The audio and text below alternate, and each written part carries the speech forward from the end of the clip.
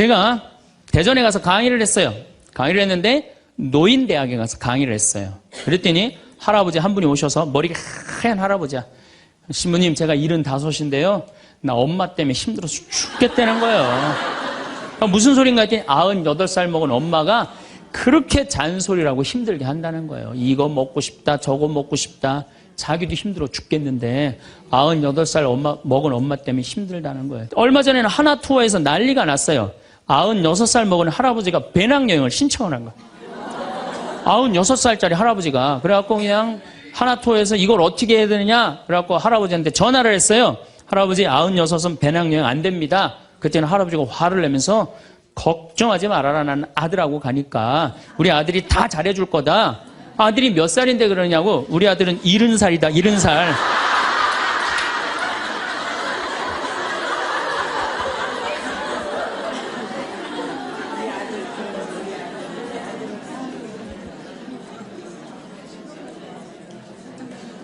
자, 여러분들, 나는 그래도 늙어서 자식하고 삽니다. 난 너무너무 행복합니다. 그런 할머니는 정말로 정신없는 할머니예요. 나이 먹으면 눈두덩 쳐져요, 안 쳐져요? 눈가 쳐져요, 안 쳐져요? 볼 쳐지고 입술 쳐져요. 그럼 자식하고 사는 할머니, 나는 저녁 먹고 화도 안 났어. 화도 안 나고 그냥 텔레비를 보고 있는데 어떻게 하고 보고 있느냐면 이러고 보고 있는 거예요. 이러고. 아들이 지나가다가 뭐가 화가 나는 일이 있어서 저러나. 제가 요즘 초등학교 강의를 많이 나가요. 초등학교 자모들. 아, 예뻐요. 예뻐요. 정말로 예뻐요. 그리고 그냥 그 자모들이 이렇게 화장을 하고 오는데 웃으면은요, 눈꼬리 쫙 올라가고, 입꼬리. 그러니까 그냥 화장들이 어떻게 연필로 막 위로 그리고 오잖아요, 이렇게. 네, 위로 그리고. 그런데 우리 할머니들은 아무리 그려도 결국은 떨어져요. 결국은 떨어져요. 문제는 아들은 괜찮아요. 며느리가 무슨 죄가 있어요? 며느리가 이제 저녁 차려놓고 시어머니 식사하시라고 문을 딱 두들겼어. 방문을 딱 열었는데 또 이 시어머니 전기세 아낀다고 불은 꺼놓고 깜깜한 방에서 텔레비만 보고 있는 거야. 텔레비만. 그래갖고 그냥 밥 먹으라고 그랬는데 머리 하얀. 밥 먹으라고 그러냐? 문을 열 때마다 그냥 심장이 떡떡 떨어지는 거예요. 심장이 떡떡 떨어지는 거예요. 여기 우리 응암리라는 곳에 92살인가 91살 먹은 친정엄마를 63살 먹은 딸이 모시고 들어왔어요. 근데 이 자매가 하는 말이 자기는 평창에 들어와갖고 밤에 깜깜한 것도 하나도 안 무섭고 짐승 소리도 하나도 안 무섭대. 뭐가 제일 무서우냐면 아침에 밭에 나가고 일하고 들어오고 이제 아침 먹으러 딱 들어오면은 엄마가 거실 정가운데 소파에 앉아갖고 91살 먹은 엄마가 이러고 쳐다보는 게 제일 무섭대. 제일 무섭대. 우리가 이 세상 살면서 유혹에만 안 빠지면은 행복하게 살 수 있죠? 내 마음 안에 천사하고 악마가 동거하고 있는 것 같지 않아요? 본당 신부님한테 말할 때, 요때는 천사 같아. 여기 자매님들 보면은. 근데 집에 와갖고 남편한테 말할 때는 악마로 돌변을 해. 악마로 돌변을 해. 나는 너무너무 착해.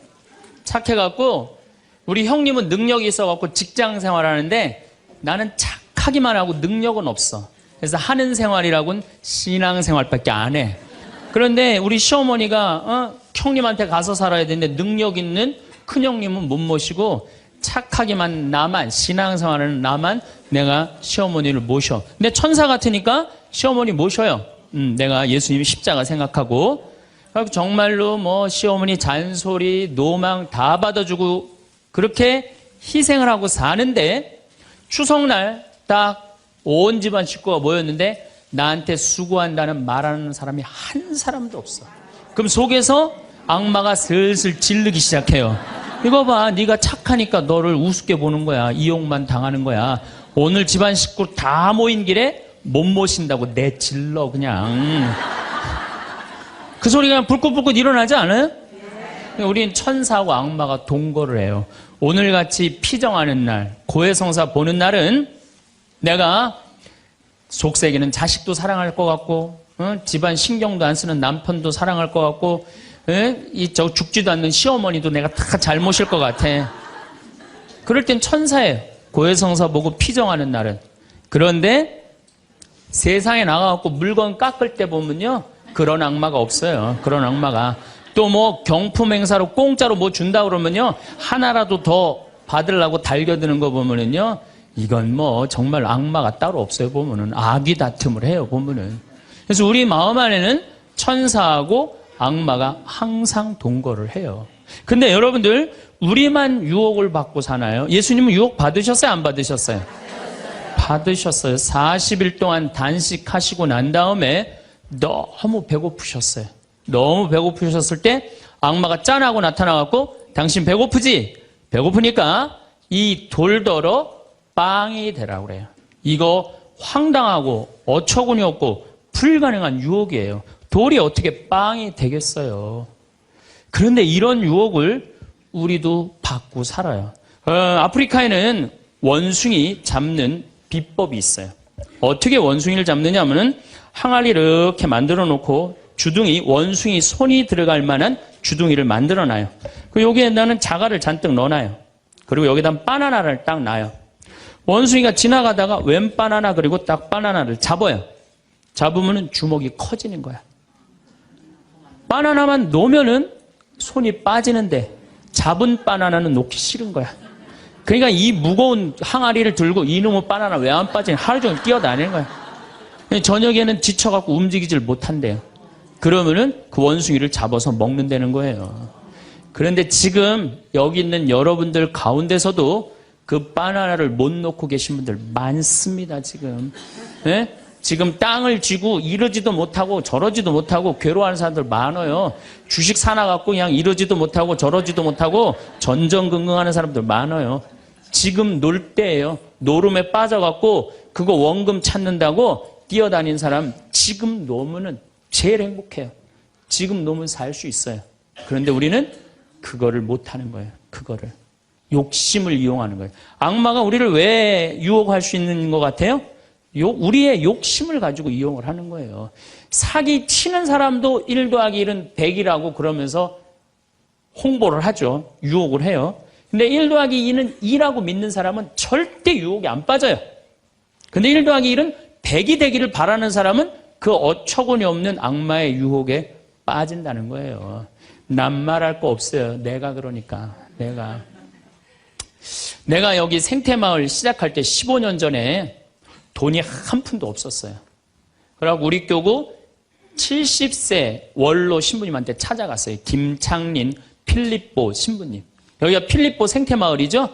그 신부님을 찾아갔어요. 신부님, 내가 우리 교우들 앞으로 이제 주 5일째가 곧 될 텐데 우리 교우들을 쉴 수 있는 생태마을을 짓고 싶습니다. 토요일날, 일요일날 와서 피정도 하고 기도도 하고 쉴 수 있는 공간을 짓고 싶습니다. 그랬더니 신부님이 너 어쩜 그렇게 시간을 잘 맞춰서 왔냐는 거예요. 무슨 소린가 했더니 당신이 은퇴하면 살라고 땅을 수원에다 사뒀는데 그게 개발지가 된 거야.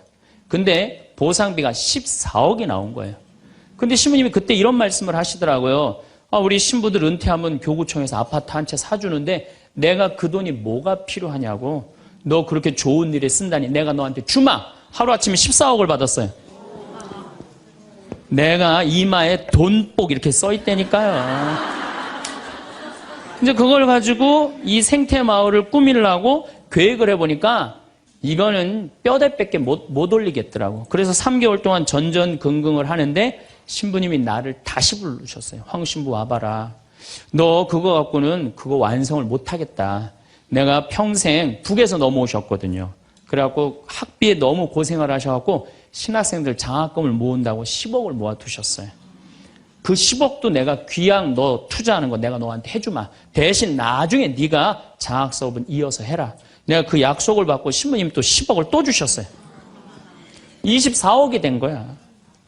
그랬더니 그때 그 본당 신부님이 13,000명 본당이 있었는데 교우들이 신부님이 이런 좋은 일을 한다니까 3억을 모아줬어요. 27억이 됐어. 완전히 돈벼락이 그냥 막 쏟아지는 거죠. 그랬더니 후배 신부들이, 우리 수원교구 후배 신부님들이 선배 최고 원로 신부님이 이런 사업에 한다니까 동참하겠다고 3억을 또 모아주셨어요. 그래갖고 30억이 돼갖고 이 생태 마을을 내가 진 거예요. 2년 만에. 어디 한번 모금 한번 안 다니고 그 신부님이 다 해주셨어요. 그래서 여기가 그 신부님 본명을 따서 필리포 생태 마을이 된 거예요. 아니 이렇게 30억을 해서 줘서 주셨으면은 내가 열심히 피정 지도하고 여기 또 우리 농토 많으니까 농사 열심히 져갖고 뭐 황토 성당도 짓고 황토 찜질방도 짓고 황토집도 하나하나 져나가면 되는데 하루아침에 30억이 생기니까 내가 확 미쳐버리더라고요. 내가 일해서 이 하나하나 개발할 생각은 안 하고 어디 돈 많은 과부 없나 이것만 찾으러 다니는 거예요. 돈 많은 과부 없나. 이 미친 거죠. 제가 보기에는. 그래갖고 1년을 돈 많은 사람만 찾아다녔어요. 그것도 33, 4살밖에 안 된 새파란 신부가. 얼마나 이거 황당한 일이에요. 나도 1 더하기 1은 100이라고 생각을 한 거죠. 근데 그렇게 1년을 따라다녔는데 이게 또 부자들이 특징이 있어요. 도와줄 것 같으면서도 안 도와주고 안 도와줄 것 같으면서도 도와줄 것 같이 말하고 미치겠더라고요. 내 마음 안에 평화가 하나도 없더라고요. 그런데 사도 바오로가 데살로니가 후서 3장 6절서부터 10절까지 내 머리를 한 대 때렸어요. 일하기 싫은 사람은 먹지도 말아라. 나는 교회에 주님의 말씀을 전하지만 성도들한테 피해를 주기 싫어서 밤낮으로 일을 했다. 금을 짜는 일을 했다 이거예요. 그래 내가 열심히 농사 짓고 된장, 간장, 고추장, 청국장 우리 콩 있으니까 여기 또 지역 주민들하고 콩 계약 재배하고 그렇게 하면 되지. 그래갖고 그때부터 벌써 14년 전이네요. 그때부터 된장, 간장, 고추장, 청국장, 김장 농약 안 친 걸로 김장하고 요즘은 또 청국장 가루 이거 아주 너무너무 좋아갖고 오늘도 벌써 2가마를 띄웠는데 다 팔렸어요. 그러니까 내가 이걸 한 첫 해는 판매액이 1억이었는데 작년에는 17억이에요. 너무 즐거운 거예요, 사는 게. 저 신부님 떼돈 버나 보다. 떼돈은 남지 않아요. 원료값이 너무너무 많기 때문에. 그렇지만은 내가 우리 교우들한테 농약 안 친 거, 먹을거리 제공해주고, 이 지역에 지금 3만 평 농약 안 치고, 농사 짓고, 여기 50명 주민들한테, 여기 주민들 지금부터 농한기거든요. 근데 여기 주민들은 지금 내년 2월 달까지, 메주 띄우고, 청국장, 생청국장, 청국장 가루, 한 30명이 와서 계속 일을 해요. 얼마나 좋아요. 이러면서 내가 행복하게 살면 되는데, 아니 내가 미쳐갖고 그냥 한 1년 동안 돌아다닐 땐 마음이 평화롭지가 않더라고요. 여러분들 남의 재물을 탐낼 때부터요. 그때부터 평화는 깨지는 거예요. 남의 재물을 탐낼 때부터. 여러분들 우리 고모가 하나 있어. 근데 고모가 친척이 나라고 조카라고 나 하나밖에 없어. 근데 시집을 안 갔네 이 고모가. 근데 그냥 돈을 많이 벌어갖고 천당역 분당에 아파트도 한 채 있고 빌딩도 하나 있고 통장에 돈도 많아.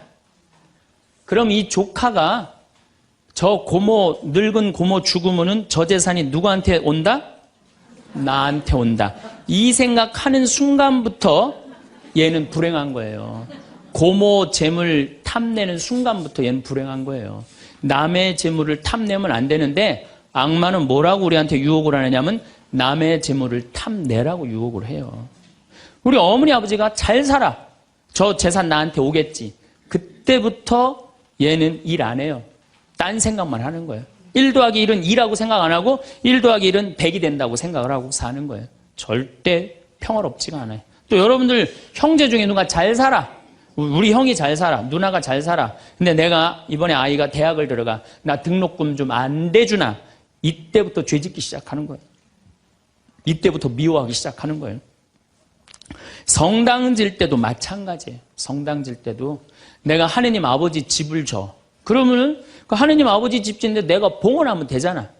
근데 그냥 나는 봉헌할 생각 안 하고 우리 성당이 제일 부자가 저거 얼마 봉헌하나 이것만 기다리고 있는 거야. 근데 그냥 그 부자는 내가 보기엔 1억을 해도 되는데 500만 원밖에 안 했어. 그럼 뭐라고 그러냐면 예수님 말 틀린 거 하나도 없어. 응? 부자가 천국 들어가는 거는 낙타가 바늘구멍 통과하기보다 아는 건 또 많아갖고 그냥 그러면서 그 사람 욕하는 거. 제 생각엔 이래요. 그렇게 부자 헌금 얼마 내나 그거 쳐다보고 있는 것도 남의 재물 탐내는 거예요. 그 사람 마음에 평화 없어요. 내가 가지고 있는 것만 누구한테 봉헌하면 돼? 하느님한테 봉헌하면 되는 거예요. 우리가 이 돈에 대한 유혹, 이것 때문에 죄를 짓고 사는 거예요. 우리가 이 세상 살면서 제일 많이 받는 유혹이 뭐냐면 돈에 대한 유혹이야. 돈에 대한 유혹, 빵에 대한 유혹. 내가 30년 동안 60평생 살면서 돈을 3억을 모았어. 60살이 돼서. 그럼 이 돈 연금 잘 가입해 두면요, 한 달에 100만 원씩 죽을 때까지 써요. 90살까지. 근데 현찰 3억이 생기면은 악마가 유혹을 해요. 돈이 돈 번데 이거 펀드에다 갖다 맡기면 1년 만에 6억 만들어 줄게. 넘어가요. 이상하게 넘어가요. 아니 3억을 모으는데 30년이 걸렸다면은 이게 한 6억이 되려면 한 10년은 걸려야 되지 않아요? 근데 1년 만에 만들어준다 그러면 덜썩 맡겨요. 그랬더니 이자가 막 1,000만 원씩 나오는 거야. 이게 웬 노다지냐. 이거 확실하다. 부모 돈, 형제 돈, 친구 돈 싹 끌어다가 한 200억을 만들어주면은 악마는 들고 튈까요? 안 튈까요? 튀어요. 며칠 전에 450명한테 2,300억을 자기 로얄 패밀리라고, 청와대, 변호사, 뭐 장관들하고 다 아는 로얄 패밀리라고, 이게 놀랍게도 15일만 맡기면 20%의 이자를 준다고 꼬신 거예요. 그런데 450명이 얼마를 모아줬느냐면은 2,300억을 모아줬어요. 2,300억을. 그래갖고 그걸 들고 튀었잖아요. 여러분들, 1 더하기 1은 2입니다. 1 더하기 1은 절대 10이 아니에요. 근데 우리는 욕심이 있어요. 내 재산이 1 더하기 1인데 2여야 되는데 10이길 바래요. 3억을 모으는 데는 30년이 걸리지만은 악마한테 유혹에 넘어가고 3억을 날리는 데는 6개월도 안 걸려요. 6개월도 안 걸려요. 그리고 땅을 치고 통곡하는 사람들 전 정말로 많이 봤어요. 대한민국 1980년대 이후부터 땅 뛰었어요. 땅값. 그렇죠? 주식 뛰었어요. 그래갖고 대한민국은 1 더하기 1은 2가 아니었고 1 더하기 1은 10이었고 1 더하기 1은 100이었어요. 어떤 사람은 1 더하기 1은 1000도 됐어요. 그러니까 온 국민이 들떠 있는 거야. 들떠 있는 거야. 나도 1 더하기 1이 뭐가 될 수 있다? 100도 될 수 있고 1000도 될 수 있다. 이런 생각을 해요. 대표적인 게 뭐냐면 다단계야. 다단계. 내가 가정방문 다녀보면은요, 집에 샴푸 잔뜩 있는 집 많아요. 비누 잔뜩 있는 집 많아요. 뭐 한 거예요? 다 다단계예요. 어떻게 다단계? 당신 2 사람만 데리고 와. 그러면 이 2 사람이 또 데리고 와갖고 나중에 이거 전부 다 가지를 쳐갖고 나중에 떼돈 벌어. 그런데 다단계 하는 사람의 90%가 다 손해보고 나온다는 거예요. 다 1 더하기 1은 100이라고 믿는 사람들, 1 더하기 1은 10이라고 믿는 사람들이 이 유혹에 빠지는 거예요. 이 유혹에. 제가 10년 전에 능평이라는 성당에서 본당 신부를 했어요. 그런데 그 능평이라는 성당에 언덕을 넘어가면은 무슨 동네가 나오느냐면 천당역 분당이 나와요. 천당역 분당이 나와요. 얼마나 살기 좋으냐면은 거기는 전보산대가 하나도 없어요. 전부 다 지중매설이에요. 지중매설. 동네가 깨끗해요. 깨끗해. 그리고 도로는 한 20m, 30m 주도로는 조경을 하게 돼 있어요. 동네마다 율동공원, 중앙공원, 공원 있고. 그래서 정말로 살기 좋아요. 우리 동네 사람들은 그 언덕만 넘으면 전보산대가 얼마나 많은지, 전선줄이 얼마나 많이 엉겨 있는지, 그 분당에만 있으면 마음이 차분한데 우리 동네만 딱 들어서면은 동네가 미친 여자 머리 풀어헤쳐 놓은 것 같아요. 미친 여자 머리 풀어헤쳐 놓은 것 같아요. 마음이 산란해. 그러니까 우리 동네 사람들 꿈은 뭐냐면 천당역 분당으로 이사 가는 게 꿈이야. 그래갖고 5억짜리 아파트가 당첨이 됐어. 5억짜리 아파트가. 그런데 내가 가지고 있는 돈은 4억 5천밖에 안 돼. 이제 5천만 원만 있으면은 프리미엄이 붙어갖고 7억이 되는 거예요. 7억이 되는 거니까 1 더하기 1은 10이 되는 순간이에요. 근데 이 5천만 원이 구할 길이 없네. 제일 만만한 건 누구냐면 늙은 부모님이야. 라고 찾아갖고 얘기를 해요. 어머니, 아버지, 내가 5천만 원만 있으면은 5억짜리 아파트 되면 내가 잘 모실 테니까 거기 있는 땅 좀 팔아갖고 나 5천만 원만 꿔달라고. 근데 이미 한국 천주교 할머니, 할아버지들은 나한테 강의를 들었어. 절대 자식들한테 재산 주지 말라는 강의를 들었어. 예, 안 죽으니까 절대 재산 주지 말라는 강의를. 난 돈 없다. 딱 잡았대요. 그럼 느닷없이 부모가 미운 거예요. 느닷없이. 형제 친척한테 꿔달라고 그랬더니 형제 친척도 아무도 꿔주는 사람이 없는 거야. 다 미운 거예요. 예수님은 서로 사랑하라고 그랬는데 악마는 뭐라고 그래? 이거 봐. 너 세상 너 옆에 있는 사람 아무도 없어. 다 미워해. 이 유혹에 빠지는 거예요. 악마의 유혹에 빠지는 거예요. 근데 마음 하나만 바꾸면 얼마나 행복한지 몰라요. 우리 능평은 뭐 조금 전선줄 있다 하더라도 경치 좋고 공기 맑아요. 아주 좋아요. 그리고 분당에서 살려면은요, 거기에 수준 맞추려면요, 피곤해서 못 살아요. 근데 능평은 32평 아파트가 2억 5천이야. 2억 5천이니까, 이 2억 5천짜리 아파트 사고 얼마가 남아요?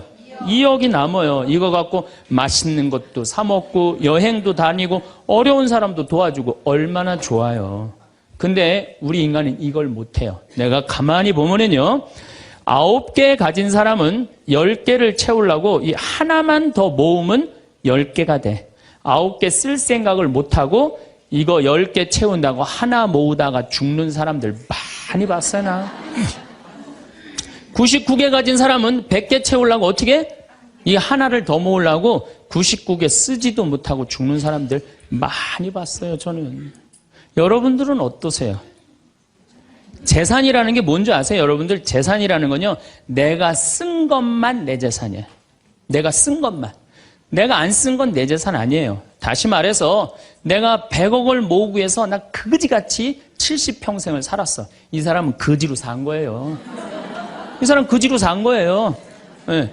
그런데 내가 모은 거 갖고 정말로 알뜰하게 뭐 여행도 다니고 맛있는 것도 먹으러 다니고 뭐 즐겁게 살았어. 이 사람은 재산 제대로 쓴 사람이에요. 그 다음에 죽을 때 그래도 이 종교기관에 기부나 하고 이런다면은 다행인 사람이에요. 근데 그냥 재산 그냥 이 100억을 주체를 못하는 사람들, 그러다가 죽는 사람들, 루카복음 12장에요. 부자가요, 엄청난 풍년을 맞이해요. 이거 나눌 생각을 안 하고 자기를 위해서 창고를 크게 줘요. 그리고 영혼한테 얘기해. 너 이제 편안하게 살아라. 그러니까 하느님이 뭐라 그래요? 이 어리석은 자야, 오늘 밤이 네 영혼이 떠나는 날이다. 너한테는 그렇게 잘 쓰면서 하느님한테 인색한 자의 끝이 이렇다. 재물을 어디다 쌓아둬라? 하늘에 쌓아둬라. 제가 제일 열받을 때가 언제냐면은 97년, 98년 IMF 터졌을 때. 이때 막 우리 교우들 20억, 30억 막 날렸어요.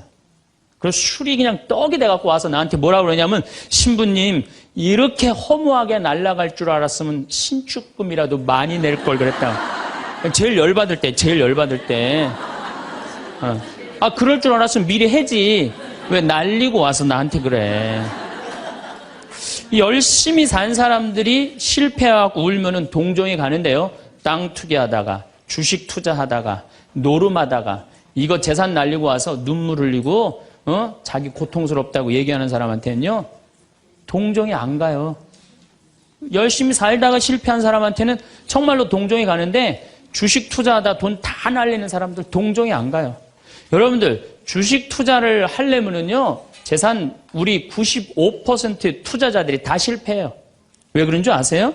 1년 만에 샀다 팔았다 그래요. 워렌 버핏이라는 사람은 미국 최고의 부자예요. 지금 60년 동안 거의 주식을 했는데 610억 달러를 벌었어요. 주식으로만. 근데 그 사람은 한번 주식을 사면은 최소한 5년, 10년, 20년까지 그냥 쥐고 있는 거예요. 그러니까 돈을 버는 거야. 근데 우리는 그냥 얼마 전에 잠깐 무슨 경제 방송을 보니까 3개월 만에 15% 내는 수익 방법, 그런 건 없어요. 1 더하기 1은 2지 1 더하기 1은 10이 절대 아니에요. 근데 우리는 그렇게 착각하고 사는 거예요. 그런 기대 속에서. 그런데 유혹 중에 제일 무서운 유혹이 뭔지 아세요? 여러분들 돈 왜 벌어요? 자식 욕심 때문에 버는 거예요. 자식 때문에 여러분들 돈 버는 거예요. 자식 때문에. 아메리카의 인디안들은 자식이 태어나면 어디다 봉헌하냐면 별한테 봉헌한다고 그래요. 우리 아이 추억 많게 해달라고. 요즘 어제 그제 여기 별 정말 미치도록 많아요. 밤하늘에 별똥별이 2만 개가 떨어져요. 2만 개. 지난번에 우리 수녀님들 한 20분 오셨을 때 내가 여기 마루 위에, 강 위에다 마루를 깔아놨어요. 그 위에다 밤에 침낭을 하나씩 다 드려요. 그럼 누워갖고 별을 보는데 별똥별이 1시간 동안 10개가 떨어졌대. 10개가. 수녀님들이 너무 행복하다는 거야. 이 별을 보고 행복한 추억을 가지고 살았으면 좋겠는데, 우리나라 엄마들은 그런 생각 안 해요. 인디언들은 별 보면서 우리 아이 행복한 추억이 많았으면 좋겠다. 그리고 들판에 봉헌한대요. 우리 아이 건강하게 뛰어놀게 해달라고. 그 다음에 태양에 봉헌한대요. 우리 아이 아주 씩씩하고 건강하게 잘 자라게 해달라고.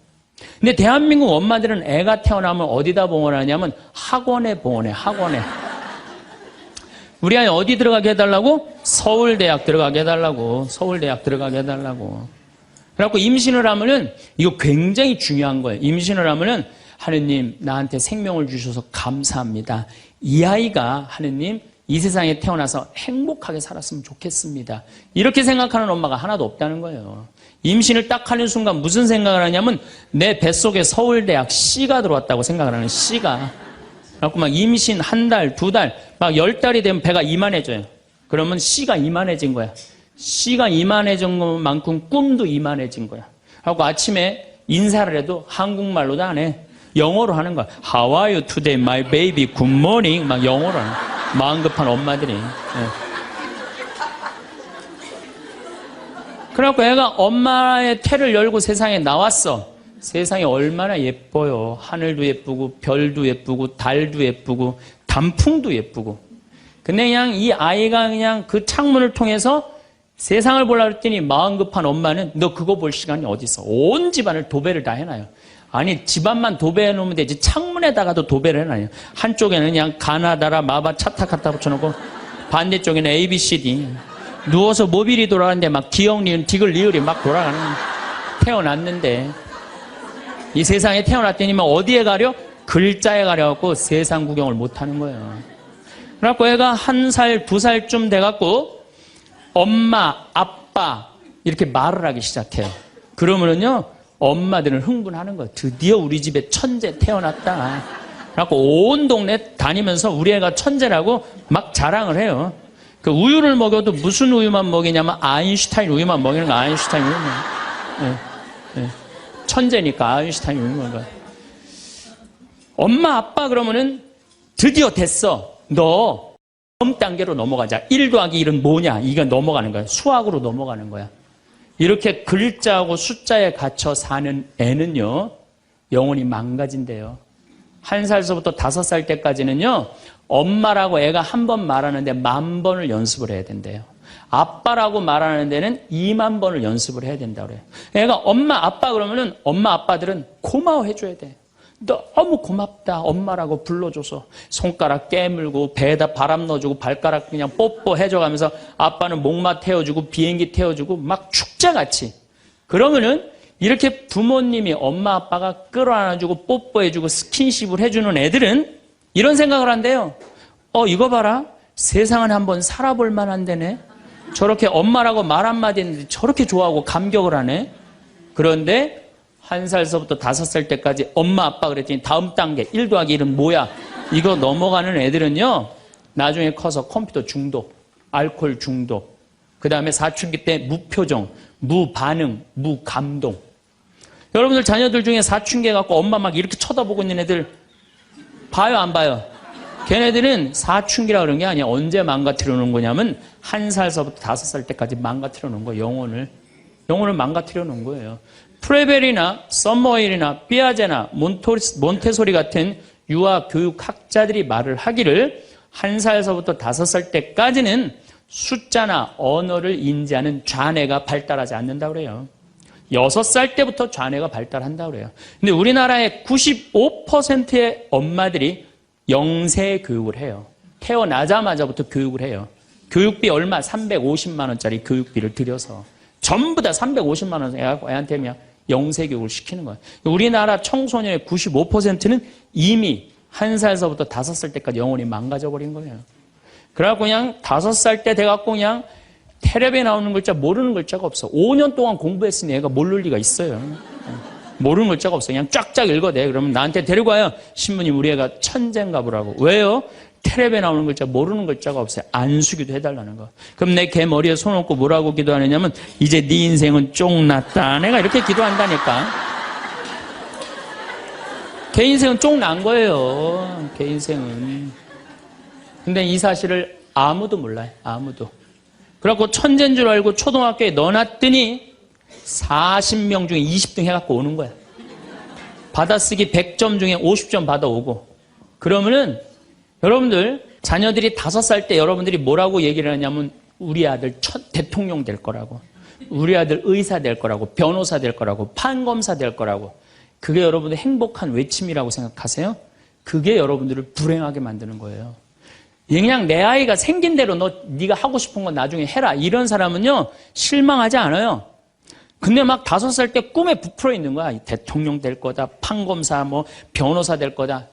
그랬는데 그냥 초등학교 딱 들어갔는데 40명 중에 20등 딱 해갖고 오고 100점 중에 50점 받아오면 이때부터 실망하기 시작하는 거야. 근데 문제는 얘는 이걸 받고 괴로워하지 않아요. 되게 공부 못하는 애들이요 성격이 느긋한 애들이 공부를 못해요. 내일 시험인데도 아무 근심 걱정 없이 막 놀이터에서 막 노는 애들, 걔네들이 공부 못하는 거거든요. 그냥 자기는 괴롭지도 않고 놀이터에서 놀면은 엄마는 그런 애를 보면 눈에서 광선이 나가는 거야. 광선이. 분노의 광선이 나가는 거야. 저놈의 새끼 저거 받고 저렇게 논다고. 아무리 때려도 말을 안 들어. 그냥 계속 40명 중에 20등 해갖고 오는 거야.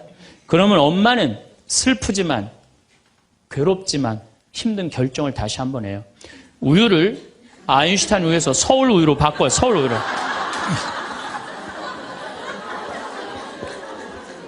그래갖고 그냥 그렇게 6년 동안 서울 우유를 먹였는데 중학교 딱 올라갔는데 초등학교 때 말 안 듣는 거하고 차원이 틀려요.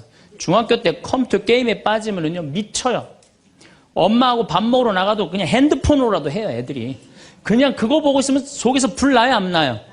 속에서 불이 나죠. 근데 걔는요 그렇게 될 수밖에 없는 성장 과정이 있는 거예요. 그래갖고 막 학원을 막 땡땡이를 까는 거야. 초등학교 때는 때리면 울면서 갔는데 중학교 때는 간다고 가요 일단. 그러고 난 다음에 지가 알아서 컴퓨터 게임방에서 게임하고 놀고 밤 10시에 학원 다녀왔다고 거짓말 하는 거야. 그러면 안 그래도 꼴배기 싫은데 그냥 불이 나는 거야. 이미 학원에서 전화 받은 내가 안 왔다고. 그럼 이놈의 새끼 어디서 거짓말 하느냐고 때리려고 그러는데 이게 너무 커갖고 손이 닿아요 안 닿아요? 안 닿아요. 이놈의 새끼 애는요 엄마가 때리려고 하면 힘도 안 들여. 왜 이러냐고 고개만 젖히면 그냥 막 날아가는 거야. 고개만 젖히면 손이 닿지도 않아. 그러면 또 멱살을 끌어내려갖고 그냥 이놈의 새끼 어디서 엄마 때리는데 피하느냐고 그러면은 그때서 아이가 엄마 손을 딱 잡고 흰 눈동자 95%, 까만 눈동자 5%, 엄마보다 눈을 더 뒤집어 확 뒤집고. 왜 이러냐고, 나 좀 제발 놔두라, 나 공부하는 거 지겹다고 엄마를 확 밀쳐내요. 그럼 엄마는 그냥 마룻바닥에 확 널브러지면서 마룻바닥을 움켜쥐고 너무 슬프지만은 힘든 결정을 다시 한번 해요. 우유를 서울 우유에서 연세 우유로 바꿔요. 연세 우유로. 연세 우유로 이제 바꿔갖고 그냥 먹었는데, 고등학교 올라갔는데 이놈이 이거는 뭐 내가 보기에는 여러분들 중학교 때는요 애가 말도 못하고 반항을 하는데 고등학교 때는 차원이 틀려요. 어떻게 틀리냐면 엄마 아빠는 뭘 잘 살아서 나한테 잘 살라고 그러느냐고, 당신들이 나한테 해준 게 뭐 있느냐고 말도 못하는 거예요. 이때는 어떤 상황에 들어가느냐면 동네 자랑도 못해. 친척한테 아무 자랑도 못해. 조금만 있으면 이제 대학 금방 탈로가 나게 생겼는데, 5살, 6살 땐 대통령이다, 천재다, 뭐 생 난리를 하고 돌아다녔는데, 고등학교 땐 완전히 소가리를 하는 거예요. 완전히 소가리를 하는 거예요. 그리고 말도 못하는 게 한마디 하면 아들이 그냥 주먹으로 그냥 문치면 문이 뻥뻥 뚫리니까 무서워서 말도 못하는 거예요. 그러면 그냥 동네에도 말 못하고, 그냥 집에서도 말 못하고, 엄마만 속병이 드는 거예요. 너무 슬프지만은 아무도 모르게 힘든 결정을 다시 한번 해요. 우유를 연세우유에서 건국우유로 바꿔요.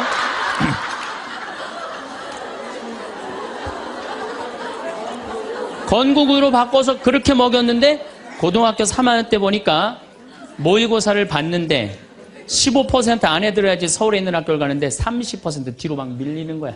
내가 재미난 경험이 있었어요. 내가 아주대학 환경공학과 대학원을 다닐 때 그 옆에 창현고등학교, 유신고등학교가 있었어요. 근데 걔네들이 1학년 딱 들어와서는 우리 학교를 보고 그랬대요. 내가 아주대학 가면은 내 대학을 안 간다 그랬대요. 1학년 되면은.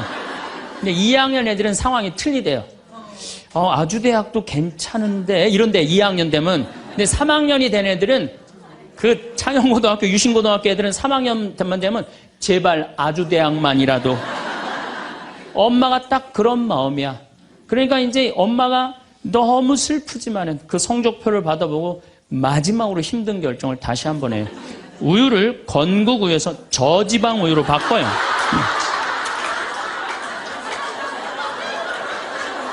저지방 우유로 바뀌는. 그래갖고 그냥 제발 지방대학은 가지 말라고. 그래갖고 그냥 지방대학 그렇게 가지 말라고 저지방 우유를 먹었는데 애가 결국은 지방대학을 갔어. 이때부터 자식이 미운 거예요. 자, 여러분도 한번 생각을 해봐요. 그 소중한 자식 태어났는데 처음부터 네 생긴 대로 살아라 그랬으면 20년 동안 사랑이 쌓였을 거예요. 근데 처음부터 자기가 먼저 대통령, 판검사 목표 설정해놓고 애가 따르지 않는다고 애를 미워한다. 애가 잘못하는 거 부모가 잘못하는 거예요. 나는 100번 부모가 잘못한다고 생각을 해요. 공부 못하면 어때요? 애가 건강하고 자기 행복하게 살면 되지. 내 목표에 애가 따르지 못한다고. 그리고 애들이 공부 못하는 거는 누구 머리 닮아서 공부 못해요? 여러분들 남자 여자는 XY고 여자는 XX죠? 그런데 이 Y 유전자는요 성을 결정하는 아주 최소한의 정보만 갖고 있어요. 대개 X 안에 모든 게 다 들어있어요. 그러니까 엄마 아빠한테 갖고 와봤자 엄마 걸 더 많이 갖고 와요. 그러니까 애들이 공부 못하는 건 거의 엄마 닮아서 공부 못하는 거예요. 아니 그러면은 애가 공부 못하면 자기 머리를 떨어야지 왜 애를 괴롭혀요? 그러니까 우리나라 초등학교, 중고등학교, 대학생 중에 부모하고 제일 사이 나쁜 세대가 대학생이 제일 나빠요. 그 정도는 부모하고 마음이 통해야 되는데 말이 통해야 되는데 말이 안 통하는 거예요. 그냥 부모 싫다고 떠나가는 거예요. 자식 놓치는 거죠. 영원히 떠나가는 거예요. 자, 그런데 신부님 내 아이는 너무 똑똑해요. 아주 착해요. 반에서 1등, 전교에서 1등 해갖고 서울대학 갔어요. 그런데 서울대학 간 자식도 사실은 별로 소용없어요. 서울대학 가갖고 얘가 졸업을 해갖고 삼성에 취직을 했어. 출근을 했는데 내가 나눴는데도 어쩜 저렇게 잘생겼어. 빛이 번쩍번쩍 나. 그렇게 빛이 번쩍번쩍 나. 너무 보기 좋은 거야. 내 자식이지만. 그런 자식일수록요 잘하는데 아무런 도움도 주지 않은 나보다 훨씬 예쁘고 훨씬 젊은 여우 같은 며느리가 나타나서 낚아채 가는 거예요. 그날로 끝나는 거예요. 그날로. 여러분들 옛날에는 부모 자식이 끈끈했어요. 왜 옛날에는 부모 자식이 끈끈했느냐면 평균 연령이 46세였을 때 100년 전만 해도 46세까지 못 살았어요. 20살에 결혼해갖고 내 나이가 40이 되면은 자식은, 큰아들은 나를 40 먹은 나를 몇 년만 모시면 되냐면 6년만 모시면 돼. 6년. 모실만해? 안 모실만해? 부모 6년 모시는 거 모실만해요. 그런데 부모가 46에 돌아가셨어. 그럼 내 효도 더 받아 먹으라고 3년 심효살이를 했어요. 산소 옆에 초막을 져서. 근데 만약에 40살 난 부모님이 돌아가시려고 그러면요 20살 난 자식이 손가락 깨물어서 단지해줬어. 입에다가. 죽지 말라고. 옛날에 만약에 부모님이 돌아가려고 그러는데 손가락 끊어갖고 단지를 안 하는 동네에서 자식 있으면 동네에서 손가락질했어요. 저 자식 부모 돌아가려고 그러는데 손가락도 안 끊은 놈이라고. 옛날에는요 자식들이 부모한테 애절했어요. 그런데 애절한 이유가 부모의 은혜가 고마워서 그걸 효도를 하려고? 전혀 이유는 다른 데 있어요.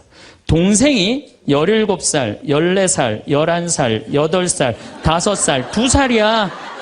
아니 이렇게 줄줄이 나놓고 지금 이거 누가 키워야 돼? 장남이 키워야 돼. 장남이. 그러니까 죽어도 언제 죽어라? 2살까지 키워놓고 죽어라. 만약 우리 부모님이 2살까지 다 키워놨어. 그때까지 부모님이 살아있으면은요, 얘를 시집 장가 보낼 때까지 살아있으면 너무 고마웠고 차려준 잔치가 환갑잔치예요. 그리고 진짜 오래 살았다고 차려준 잔치가 진갑잔치예요. 이게 나아갈 진짜를 써. 60에서 더 나갔다. 이거 나가지 말아야 되는데 더 나갔다 이거예요. 그래서 진갑잔치야. 그리고 만약에 70까지 살았다. 이거는 두보의 시에 나오지만은 옛날부터 70까지 사는 것은 고자, 고래희, 희박하게 온다 이거야. 70까지 사는 사람은 희박하다. 그래서 고희라는 단어를 쓰는 거예요. 이거 옛날엔 70까지 어떻게 살아요? 근데 요즘은 60 넘어도 갈 생각 해야 안 해요? 자, 나 60 넘었다. 손 들어보세요. 여기 지금 별로 없을 것 같은데 손 들어보세요. 아, 이게 문제라는 거예요. 60이 넘었으면 가야지. 평창으로 오면 어떻게 해? 평창으로 오면. 그런데 요즘 우리 직원들이 말을 하기를 뭐라고 그러냐면, 신부님 70이 됐는데요, 아줌마 같은 분들이 너무 많다는 거예요. 70에도 요즘 아줌마 같아요. 그래서 70에도 총각 같은 사람도 많아요. 예. 우리 아버지가 그래요. 아버지가 80인데도 총각 같아요. 지금 60세 되신 분들은 100살까지 삽니다. 몇 년 남았냐면 40년 남았어요. 40년. 지금 50살 되신 사람들은 110살까지 살아요. 몇 년 남았냐면 60년 남았어요. 60년. 자, 아니 오늘 방송에서 뭐라고 그랬냐면은 2040년에 평균 연령이 190살이라고. 90살. 2040년. 자, 그렇다면 여기 지금 50대신 분들 2040년이면은 80대예요. 그때 평균 연령 90이에요. 그럼 그때 다 100살 넘게 산다는 얘기예요. 제 말이 그냥 허투루 하는 말이 아니에요. 지금 40 넘은 사람들은 120살까지 살아요. 여러분들, 우리나라가 지금 100살 이상이 몇 명이냐면은 1700명이에요. 100살 이상. 얼마 전에 텔레비전에 102살 먹은 할머니, 83살인가 먹은 며느리, 또 50 몇 살 먹은 3대가 살죠? 이제는 그런 일이 다반사로 생긴다는 거예요. 다반사로. 지금 70살 넘은 우리나라 인구가 240만 명이에요. 70살 이상이. 60세 이상이 65세 이상이 540만 명, 540만 명. 초등학교 애들이 310만 명이에요. 그러니까 요즘 길에 나가보면요, 우리 어렸을 땐 길에 애들이 바글바글 했어요. 구슬치기, 딱지치기, 그냥 할머니는 이런 할머니 하나 이렇게 구경하고 있었어요. 근데 요즘에 길에 나가보면 애들은 하나도 안 보여요. 애들 낳지도 않고 학원에 가고. 길에 나가면 누구만 바글바글 하냐면 할머니, 할아버지들만 바글바글 할 거예요. 21세기는 그래서 노인의 시대라는 거예요. 여러분들은 그런데 더 심각한 건 지금 70, 80 되신 분들은 그나마 이제까지 살아왔어. 이제 10년, 20년만 하면 견뎌요. 여러분들은 앞으로 50년, 60년 남아있어요. 그 인생에 대한 설계가 준비되어 있습니까? 안 돼 있습니까? 안 돼 있어요. 자, 그렇다면은 여러분들은 나이 60이 돼서 여러분들 옆에 있을 사람은 누굴까요? 그렇죠. 남편이에요. 남편인데 이 사실을 30년 동안 까맣게 까먹는 거예요. 이 사실을 30년 동안 까맣게 까먹고 누구한테 30년 동안 미쳐 있어요? 자식한테 미쳐 있는 거예요. 네, 자식한테 미쳐 있다가 이제 자식이 떠나면은 이런 생각을 해요. 나는 그동안 자식 키우느냐고 애썼으니까 이제는 찜질방도 가고 평창 생태마을 피정도 좀 가고 성주순례도 가고 내가 편안하게 살으리라, 이런 생각을 하는데 전혀 예상치 못한 일이 벌어져요. 남자는 무슨 생각을 하냐면 30년 동안 떠돌아다니다가 귀소 본능이 생겨요. 이제는 마누라한테 돌아가리라 이런 마음이 들어요. 여자는 이제 편안하게 살려고 그러는데 남자는 귀소 본능이 생기는 거예요. 이때부터 부부 사이에 갈등이 생기는 거예요. 이때부터 전혀 부부의 사랑을 생각하지 못하고 자식한테만 미쳐있고 남자는 바깥에만 미쳐있다가 60에 딱 만나갖고 젊었을 때는 그렇게 맛있는 거 차려놓고 여보 일찍 들어와 그래도 안 들어오더니 이제 60 넘어서 굳이 집에 안 들어와도 되는데 때 따라 철 따라 찾아 들어오면 신경질이 나요 안 나요? 여러분들 며칠 전에 할머니들이 72%가 할머니들이 할아버지 뒷바라지하기 싫다고 그랬잖아요. 나왔죠? 그러니까 이게 심각한 문제예요. 아침에 눈을 뜨면서부터 무언가 허전한 기분이 드는 날들이 있습니다. 분명히 건강하고 지낼 만한 집이 있으며 가족들도 무사한데 마음 한구석이 공허합니다. 텔레비전을 켜면 더 넓은 집에 살고 더 좋은 차를 타는 사람들이 보이고 자연스레 내 삶과 비교하게 됩니다. 이런 마음은 우리만의 특별한 고민이 아닙니다. 사람이라면 누구나 겪는 자연스러운 감정이지요. 하지만 이 감정에 계속 머물러 있다 보면 정작 소중한 것들을 놓치게 됩니다. 지금 이 순간의 작은 행복들을 그냥 지나쳐 버리게 되는 거지요. 여러분과 함께 행복을 바라보는 관점을 조금 바꿔보려고 합니다. 특별한 무언가를 더 가져야 행복해지는 것이 아니라 지금 가진 것들 속에서 행복을 찾는 방법을 이야기해 보겠습니다. 우리는 언제부터인가 다른 사람의 삶을 기준으로 내 삶을 평가하게 되었습니다. 아파트 평수나 자동차 종류 옷차림새까지도 누군가와 비교하며 내가 부족하다고 느낍니다. 심지어 자녀들의 성공이나 손자 손녀의 성장까지도 남과 견주어 보며 마음이 불편해집니다. 이런 비교하는 마음이야말로 우리를 가두는 보이지 않는 감옥입니다. 남들이 가진 것을 부러워하며 내가 가지지 못한 것들만 자꾸 눈에 들어옵니다. 그러다 보면 정작 내가 가진 소중한 것들은 당연하게 여기게 되지요. 예를 들어 건강한 몸으로 아침 산책을 할 수 있다는 것, 따뜻한 집에서 편안히 잠들 수 있다는 것, 맛있는 음식을 먹을 수 있다는 것들 말입니다. 이런 일상적인 것들이 사실은 얼마나 큰 행복인지 깨닫지 못하고 살아갑니다. 행복해지려면 먼저 내가 바꿀 수 있는 것과 바꿀 수 없는 것을 구분해야 합니다. 다른 사람이 무엇을 가지고 있는지, 세상이 나를 어떻게 평가하는지는 내가 바꿀 수 없는 영역입니다. 하지만 그런 것들을 바라보는 내 마음의 자세는 충분히 바꿀 수 있습니다. 남들의 시선에서 벗어나 내 삶을 내가 평가하기 시작하면 많은 것이 달라집니다. 작은 일에도 기쁨을 느낄 수 있고 평범한 하루도 소중하게 여길 수 있게 됩니다. 행복의 기준을 남에게서 나에게로 가져오는 것이지요. 이것은 현실에 안주하라는 뜻이 아닙니다. 오히려 정반대입니다. 다른 사람의 평가에 휘둘리지 않고 내가 진정 원하는 삶을 살아가겠다는 적극적인 선택입니다. 남들이 중요하게 여기는 것이 아니라 내가 소중하게 생각하는 가치를 기준으로 살아가는 것입니다. 감사하는 마음은 단순히 긍정적으로 생각하자는 이야기가 아닙니다. 감사는 지금 내가 가진 것들의 진짜 가치를 발견하는 능력입니다.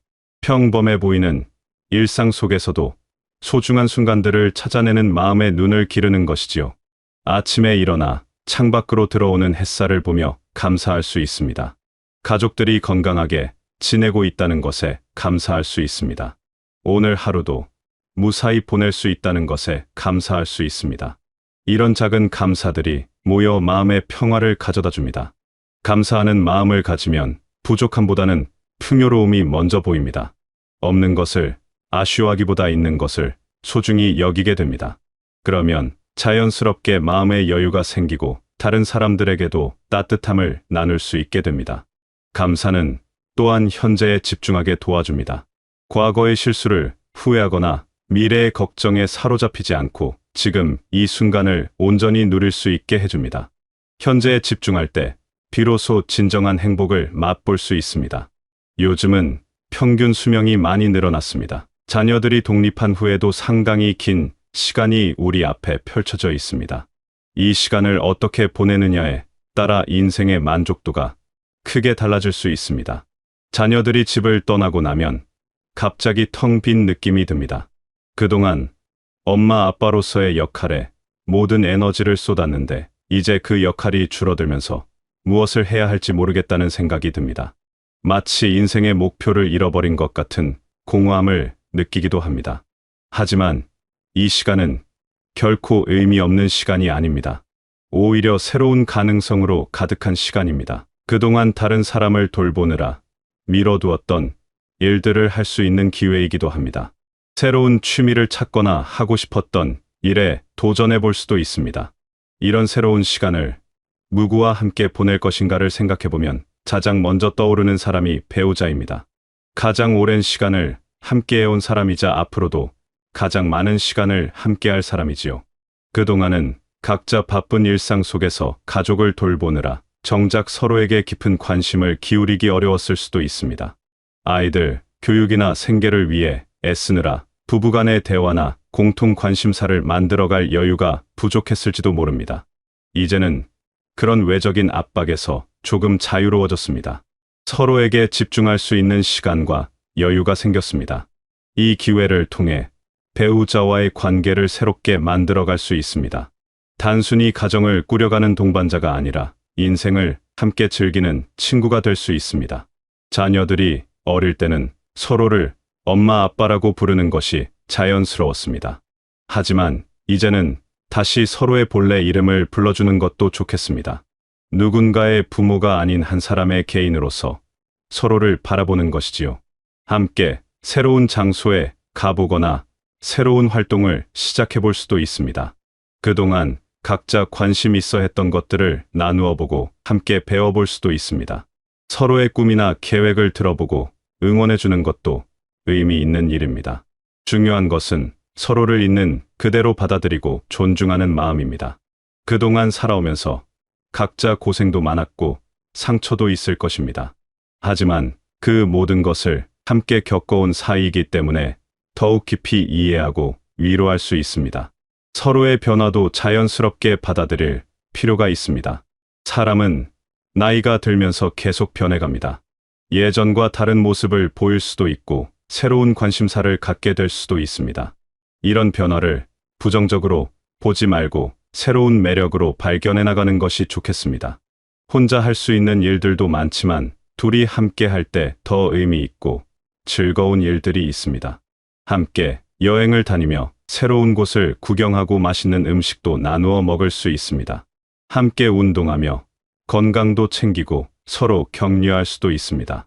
작은 일상도 함께 나누면 더 풍성해집니다. 장을 보러 가거나 산책을 하거나 텔레비전을 보는 것도 혼자 할 때와는 다른 즐거움이 있습니다. 서로의 생각을 나누고 대화를 나누며 시간을 보내는 것 자체가 소중한 추억이 됩니다. 때로는 서로 다른 일을 하면서도 같은 공간에 있는 것만으로도 위안이 됩니다. 각자 좋아하는 일을 하면서도 옆에 믿을 만한 사람이 있다는 것만으로 마음이 든든해집니다. 함께 미래를 계획하는 것도 의미 있는 일입니다. 어떤 곳에 가보고 싶은지, 무엇을 해보고 싶은지, 어떻게 시간을 보내고 싶은지 함께 이야기해보면 기대감도 생기고 삶의 목표도 생깁니다. 첫 번째 생각과 두 번째 생각은 결국 하나로 연결됩니다. 내 마음을 다스리고 현재에 감사할 줄 아는 사람만이 다른 사람과도 건강한 관계를 맺을 수 있습니다. 자신의 행복을 스스로 만들어갈 수 있는 사람이어야 상대방에게도 진정한 행복을 줄 수 있습니다. 반대로 늘 불만족스럽고 다른 사람 탓만 하는 마음으로는 좋은 관계를 유지하기 어렵습니다. 배우자에게 모든 책임을 떠넘기거나 상대방이 나를 행복하게 해주기만을 바란다면 결국 둘 다 힘들어집니다. 내가 먼저 감사하는 마음을 가지고 작은 일에도 기쁨을 느낄 수 있다면 그 긍정적인 에너지가 배우자에게도 전달됩니다. 서로가 서로에게 좋은 영향을 주는 선순환이 만들어지는 것이지요. 진정한 행복은 혼자서도 충분히 만족할 수 있으면서 동시에 함께할 때는 더 큰 기쁨을 느낄 수 있는 상태입니다. 상대방이 없으면 불안하고 외로워지는 것이 아니라 혼자 있을 때도 평안하면서 함께할 때는 그 기쁨이 배가 되는 것이지요. 이런 관계를 만들어 가려면 서로에 대한 의존보다는 독립성을 유지하면서도 깊은 유대감을 나누어야 합니다. 각자의 개성과 관심사를 존중하면서도 공통의 관심사와 목표를 찾아가는 것입니다. 배우자가 내 소유물이 아니라 함께 인생길을 걷는 동반자라는 생각을 가지는 것이 중요합니다. 서로를 바꾸려고 하지 말고 있는 그대로 받아들이면서도 함께 성장해 나가려는 마음을 가져야 합니다. 매일 아침 일어나서 오늘 하루 감사할 일 3가지를 생각해보는 습관을 만들어 보세요. 아주 작은 것이어도 괜찮습니다. 맑은 공기를 마실 수 있다는 것, 따뜻한 침대에서 잘 수 있었다는 것, 맛있는 아침 식사를 할 수 있다는 것 등 평범한 일상 속에서도 감사할 거리는 많이 있습니다. 배우자에게도 감사의 마음을 자주 표현해 보세요. 당연하게 여겨왔던 일들에 대해서도 고맙다는 말을 해보세요. 작은 도움이나 배려에 대해서도 감사 인사를 전해보세요. 이런 작은 표현들이 관계를 더욱 따뜻하게 만들어줍니다. 배우자와의 대화 주제를 다양화해보세요. 생활상에 필요한 이야기뿐만 아니라 서로의 생각이나 느낌을 나누는 대화도 늘려보세요. 어떤 것이 행복한지, 무엇을 하고 싶은지, 어떤 꿈이 있는지 등에 대해 이야기해보세요. 과거의 추억을 함께 되짚어보는 것도 좋은 대화 소재입니다.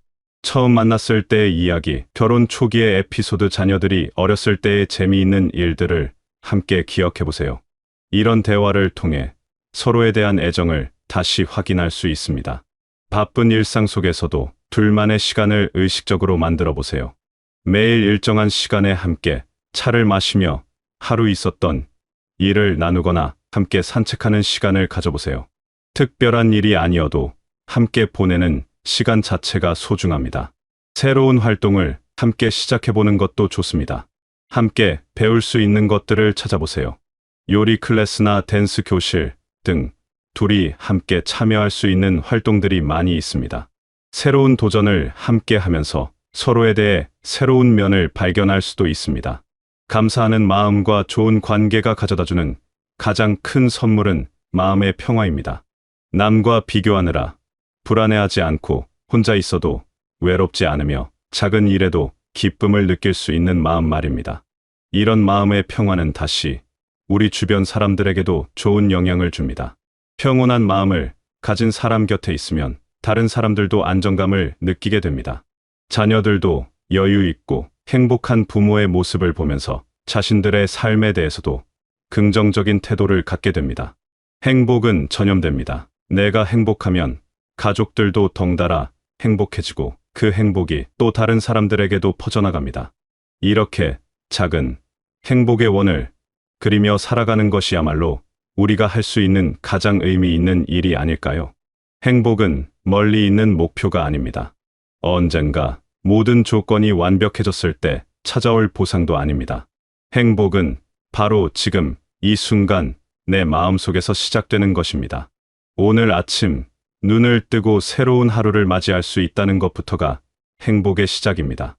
사랑하는 사람들이 건강하게 지내고 있다는 것, 평범하지만 평안한 일상을 누릴 수 있다는 것, 이 모든 것들이 사실은 큰 행복입니다. 배우자와 함께하는 시간도 마찬가지입니다. 특별한 이벤트나 거창한 계획이 없어도 함께 밥을 먹고 함께 웃고 함께 하루를 마무리할 수 있다는 것 자체가 소중한 행복입니다. 이런 일상의 소소한 행복들을 놓치지 않고 감사하며 살아간다면 우리의 나날은 훨씬 풍요로워질 것입니다. 큰 것을 얻지 못해 아쉬워하기보다는 이미 가진 것들의 소중함을 깨달으며 살아가는 것이 진정한 지혜입니다. 여러분의 마음에도 감사와 평화가 자리하고 배우자와 함께하는 시간이 더욱 의미 있고 행복하게 되시길 바라겠습니다.